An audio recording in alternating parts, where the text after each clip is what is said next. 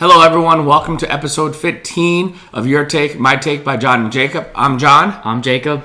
And today we wanted to talk about our recap of our analysis and thoughts on the first round of the NFL draft. It just ended, so we wanted to give you guys our thoughts on it. There was a lot of excitement in this draft, and so we wanted to give you our take on it. As tradition, we start with a coin flip, and we're going to let Jacob call it in there again. Ready? Okay. Heads. Oh. Tails. So, I feel bad for Jacob. So, I'll go first, Jacob. Okay, thanks. So today, what we're going to do is I'll talk about the Detroit Lions pick. Jacob will talk about the Arizona Cardinals pick, since we did that in episode 14. And also, we're going to give our take on some of the teams that we felt that did well, and some teams that we felt that did poorly. So, with the Detroit Lions pick, we got Penei Sewell from Oregon. He's the highest graded lineman that came in this draft. I'm very excited about him. I actually wanted, as I said in episode 14, I wanted Justin Fields if we're gonna rebuild. But if we weren't gonna reach and we weren't gonna get Fields at number 7, then let's start rebuilding the trenches in Detroit. And so the fact that we get the best lineman, he can anchor our team for the next 10 to 12 years on the offensive line, is a great step forward, and I'm actually very excited about it. People don't usually get excited about getting offensive linemen, but for me, I think it's a great pick. As I said in episode 14, trenches are where championships are won.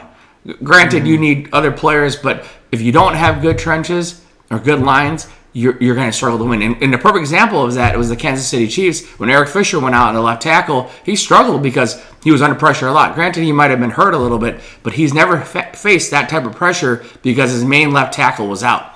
Penei Sewell will anchor our line for the next 10 to 12 years, and that's a great thing that we got out of this draft. And we didn't have to trade up to get him. He's probably graded as a top 4 pick in that, or on the big board, and to get him at 7 and without trading up, that's a great result for the Detroit Lions. So I give the Detroit Lions an A for their first round draft pick. So other teams that I think that did really well is, one, I think Jacksonville didn't choke. They picked, the best quarterback. I also think that Kyle Pitts going to the Atlanta Falcons was an obvious. Those 2 picks, I believe, are the 2 safest picks, and I believe they will do the best. The teams that I believe, the best team besides the Detroit Lions was the Chicago Bears. I give the Chicago Bears a lot of props for being able to isolate the player they wanted, and they saw him available. They got Justin Fields from Ohio State, the quarterback, and they were able to trade up and get him. They were very aggressive, saying, hey, Fields is still available. We're going to be aggressive and go pick him up. And they're going to realize that he's the future of their team in terms of the quarterback position. And so they recognized that, and they went and did something about it. Unlike the Cardinals, who had a chance to trade up to get, Devontae Smith, and they just sat there, and Jacob would talk about that because he's not very happy about that. But the Chicago Bears went out of their way to get their player. And so I give them an A because of that. The players, the teams that I had questions about and that I didn't really love is, one, I didn't love that first of all, the San Francisco 49ers, they picked up Trey Lance. I don't know why they would leverage multiple first-round draft picks to get a guy that isn't ready to play right away. I think Mac Jones, people didn't love Mac Jones, but Mac Jones probably would have started from day one. I don't know if Trey Lance would start from day one. So you leverage a lot of future and hope that in year 2 and 3 that he takes off and leads them, to deep in the playoff run. I just don't think that he will. The team that was the biggest disappointment, in my opinion, it was the Denver Broncos. The Denver Broncos didn't even have to trade up to get the franchise quarterback. He was just sitting there waiting for them, and they go and get their J.C. Horn, who wasn't even graded as the number 1 corner. They took Patrick Surtain. They took Patrick Surtain? Yeah, the Broncos took Patrick Surtain. Oh, Carolina Panthers took J.C. Horn, did they? So, sorry. Again, Patrick Surtain shouldn't have been he's not a top 10 pick.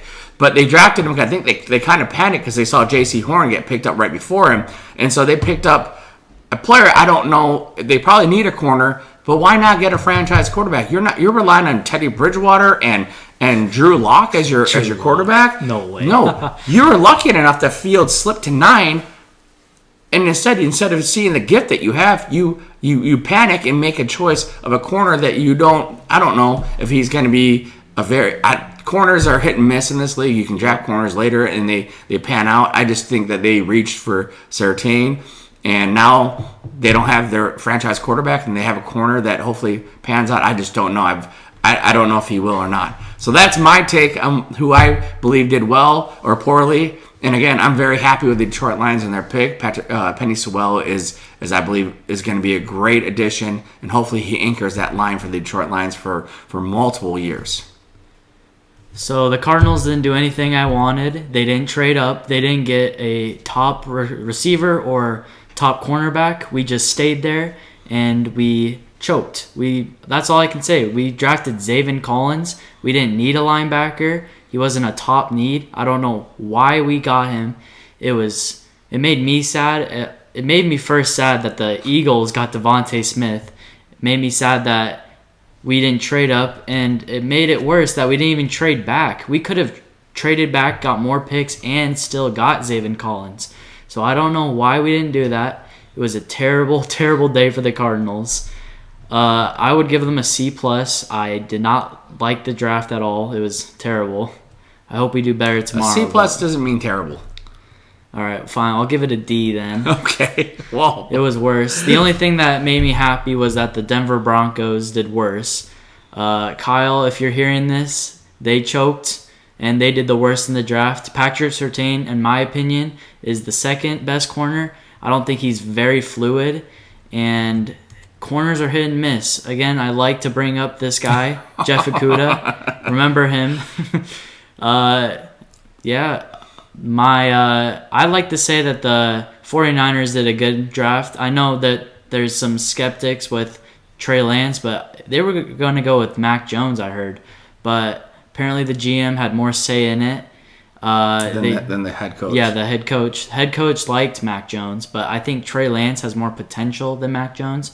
He's a better dual threat running or quarterback, and I think that Trey Lance has more potential.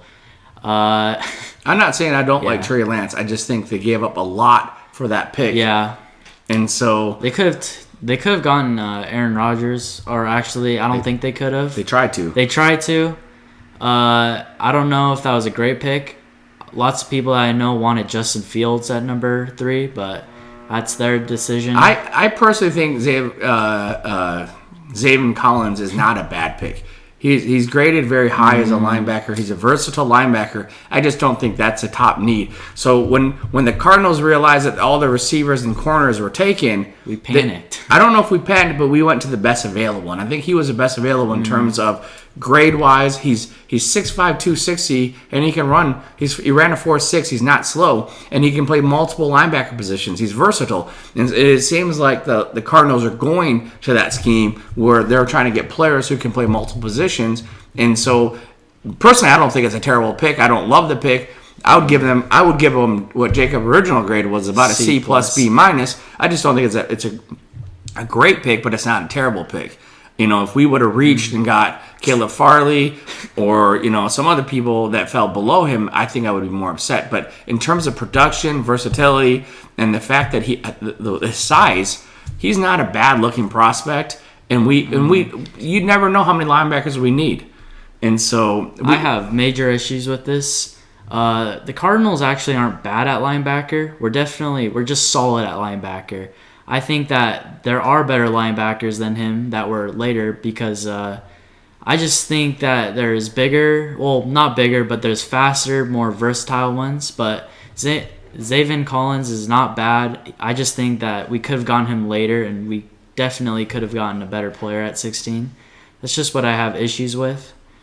So your final thoughts on the first round, Jacob? The Detroit Lions did really good. They did. Cardinals didn't. Broncos did worse, which makes me happy. Of all the players that you see, who's going to be the best player in this class? Rashad Bateman? No, I'm just joking. Trevor Lawrence. Trevor Lawrence? Easy one. It's going to be Trevor Lawrence. It's going to probably be Trevor Lawrence, Kyle Pitts, Penny Sewell. Yeah. I think those three will have a long career. Those three will have multiple Pro Bowl appearances, and I think they will be very good on their team for a long time. And so that's our take on the first round. We're excited to see what happens in the second round, but we wanted to give you guys our analysis and our thoughts about the very first round. Tell us what you think. Do you agree with us? Disagree with us? Tell me what if your team did better or worse than you wanted, and what your thoughts in the first round are, because it's exciting times, and we're excited that the first round happened. I love the Detroit Lions pick. Thought the Cardinals pick was okay. But in the end of the day, we're still better than the Broncos, who choked and didn't pick up the franchise quarterback. So that's episode 15 of Your Take, My Take. I'm John. I'm Jacob. Hope you enjoyed it. And please like us, comment, and subscribe to this page. Channel. Yeah. Thank you, and we'll see you soon.